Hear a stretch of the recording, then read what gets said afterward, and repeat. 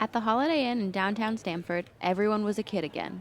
It's nostalgic. Everybody seemed to have had a Pez dispenser as a child, and there's just so many different cute, fun, collectible characters. I mean, you could like Disney characters, you could like the Flintstones, or sports dispensers. There's even Orange County Chopper Pez dispensers, you name it.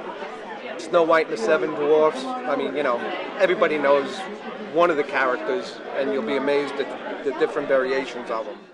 The 13th annual Northeast Pez Convention brought people from all around the world to sell, trade, and talk about Pez. Well, we have collectors from all over the world here to buy, sell, and trade Pez. We have collectors from Slovenia, Austria, Canada, and in the U.S. we have a collector from Hawaii that came as far west as Hawaii and as far south as Florida, and everywhere in between. And there are a lot of variations on the Pez characters that make them more or less valuable to collectors. It makes me feel young. I had Pez as a kid, and now that I have Pez as a grown-up, it brings me back to my childhood. Plus, I come to these Pez conventions and I meet a lot of nice friends. The color variations on Pez always fascinated me, so I started jotting them all down. And one of my friends said, we should write a book about it.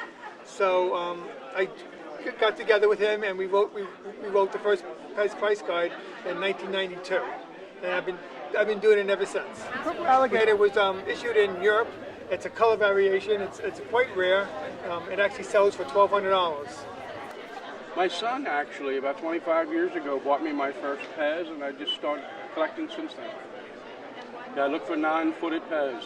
They're the most desirable of all collectors. And those who participated say they love Pez for so many reasons. Well, years ago I proposed to my wife at the first convention here in Connecticut. So that kind of started in 1999. Well, I had met her maybe 4 years before, and she was into Pez like I was. She kind of like supported it, and I just thought it was a neat thing. And the first one was in Orange, which is where the Pez factory is. And that's where he had it. It's right down the street from the factory. And just thought it was a neat thing. She thought it was funny. It was just a cute thing. My uncle over there got me and my brother started, and we've been collecting. I've been coming to this one. This is the 13th convention. I've been coming since the second one.